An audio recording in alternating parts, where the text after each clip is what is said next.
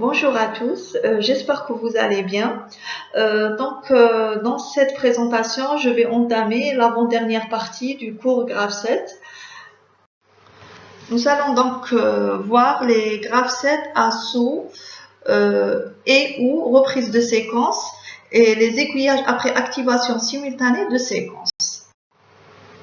Je vais tout d'abord commencer avec les Graph 7 assauts de séquence. Le saut d'étape a pour fonction de sauter une ou plusieurs étapes lorsque les actions associées ne doivent pas être réalisées. Donc, par exemple, dans cet exemple, nous avons deux chemins. Le premier chemin dans lequel on va exécuter l'action 2 et 3 et le deuxième chemin dans lequel on ne va pas exécuter ces deux actions 2 et 3. On va les sauter. On va faire un saut de séquence. Donc ici, c'est les deux réceptivités C1 et CS qui vont nous déterminer si j'entreprends ce chemin ou bien j'entreprends ce chemin. Ensuite, j'ai les Graph 7 à reprise de séquence. La reprise de séquence, qui est nommée aussi boucle, permet de reprendre les séquences n fois, avec n supérieur ou égal à 1 tant qu'une condition n'est pas valide. Donc ici, j'ai cet exemple où je dois refaire ces deux actions tant que la condition C3 n'est pas vérifiée. Donc, je dois refaire ces actions 2 et 3. Bien sûr, ces actions, je dois les refaire au moins une fois quand je viens vérifier pour la première fois la condition C3. Je passe maintenant à l'aiguillage après activation simultanée de séquence. Donc, on trouve ce type de structure quand un ou plusieurs aiguillages doivent s'effectuer après les activations simultanées de séquence. Donc ici, j'ai un exemple où j'ai une divergence en E. Vous pouvez aussi trouver une divergence en O, c'est aussi faisable. Et là, j'ai des aiguillages dans les séquences qui viennent après cette divergence en E. Une chose sur laquelle j'insiste, c'est les réceptivités ici. Chose qu'on n'a pas vue dans la diapo précédente, dans les sauts et la reprise d'étape, les réceptivités qui étaient associées, elles n'étaient pas opposées. Ici, j'ai la réceptivité qui va nous mener à ce chemin et la réceptivité qui va nous mener à ce chemin, ils sont opposés. Ici, j'ai B2, ici, j'ai B2 bar. Même chose ici. Donc, dans le saut et la reprise d'étape, on n'a pas vu ça. Donc ensuite, j'ai une deuxième remarque. Aucune action n'est associée aux étapes qui viennent immédiatement après la divergence en E. Bien sûr, si je sais auparavant qu'il y a un aiguillage après la divergence, donc je suis obligée de mettre les étapes vides ici.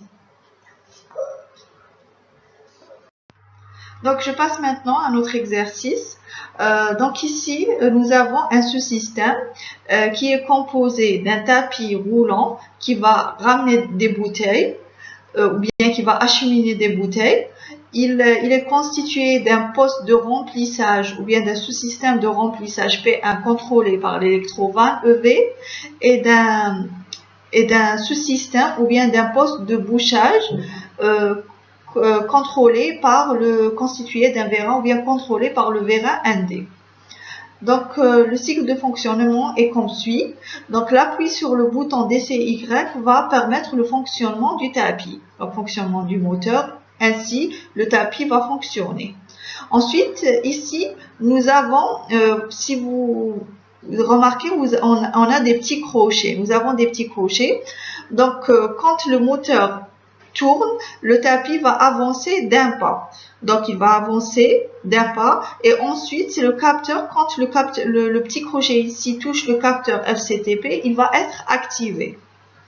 Donc, quand il va avancer aussi d'un autre pas, donc c'est ce petit crochet qui va activer le capteur FTCP. Donc, quand notre tapis avance d'un pas, deux bouteilles se présentent. Une bouteille va se présenter au poste 1 et une autre bouteille va se présenter au poste P2. Donc, l'opération de remplissage et de bouchage vont s'effectuer simultanément, en même temps. Donc, maintenant, pour l'opération de remplissage. Donc, tout d'abord, l'électrovanne EV va s'ouvrir. Donc, la bouteille va se remplir. Une fois la bouteille remplie, nous avons ici un capteur BR sous forme de balance. Donc, il va mesurer le poids de la bouteille. Une fois que la bouteille a atteint un certain poids, ça veut dire que notre bouteille est complètement remplie. Donc ensuite, une fois que la bouteille est complètement remplie, donc c'est l'électrovanne qui va se fermer et le capteur FR qui va nous dire que la bouteille est complètement fermée. Donc maintenant, c'est l'opération de bouchage. Donc elle va s'effectuer comme suit. Donc c'est le vérin presseur qui va descendre. Donc on a l'opération ND+. Et c'est le capteur VB qui va nous dire que notre vérin est complètement descendu. Donc, que la descente est arrivée au maximum. Donc, c'est le capteur VB qui va nous dire ça. Ensuite, nous avons la deuxième action, c'est la remontée du vérin presseur. Donc, c'est ND-. Une fois que le vérin est complètement remonté, c'est le capteur VH qui va être activé. Donc, comme remarque, j'ai noté que le fonctionnement du tapis n'est pas pris en considération dans la solution que je vais représenter par la suite. Je passe maintenant à la solution de notre exercice. Donc, la première question était de déterminer les actions et les capteurs du système. Je vais commencer par les actions, c'est plus simple. Donc ici, vu que je ne prends pas en considération le fonctionnement du tapis ou le fonctionnement du moteur, donc il n'y a pas d'action associée.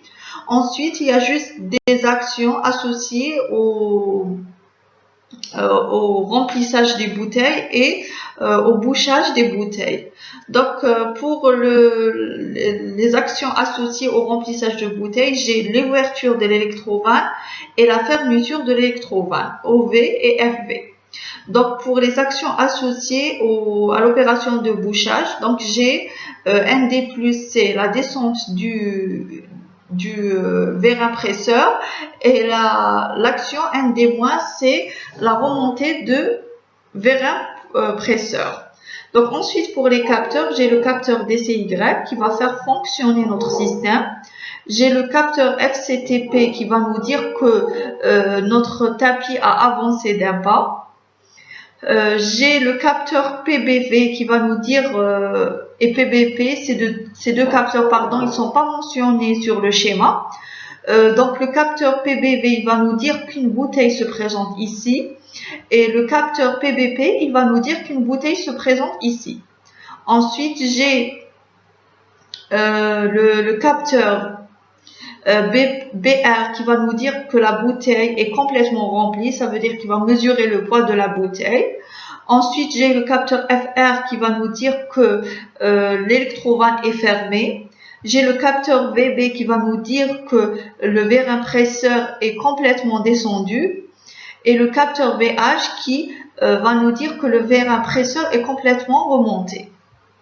Donc, je passe maintenant au dressage de mon graphe 7. Donc, je vais commencer bien sûr par une étape initiale. Tout graphe 7 commence par une étape initiale.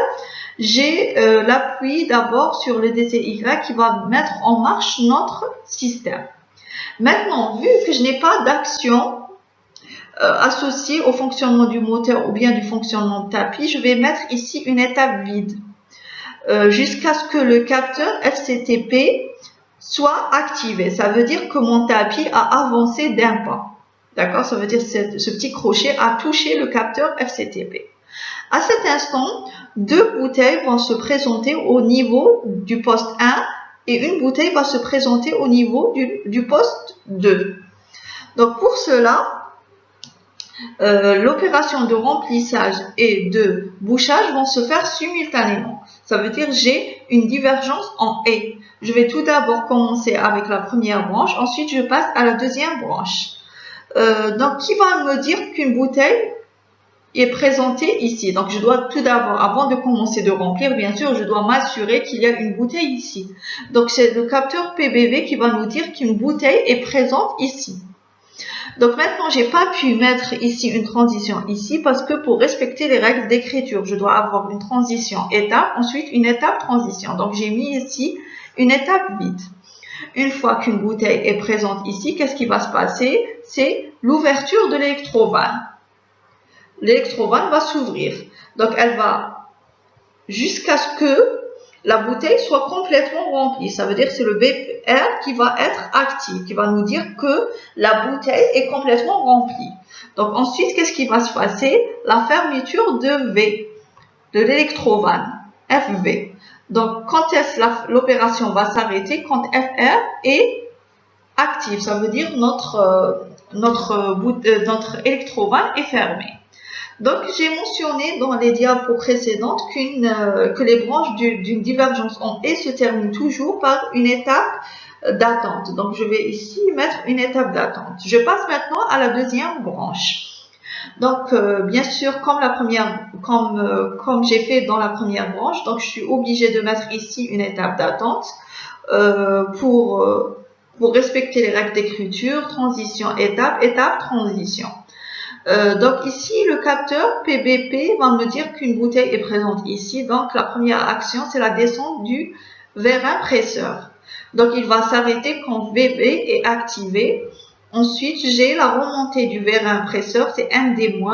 Et il va s'arrêter quand VH sera actif. Je prévois bien sûr une étape d'attente à la fin de la branche. Donc toute divergence en E, se termine par une convergence en E. Donc, la convergence en E est suivie par une étape, une transition toujours vraie. Ensuite, le processus va recommencer. Maintenant, j'ai par exemple 3 bouteilles. J'ai 3 bouteilles.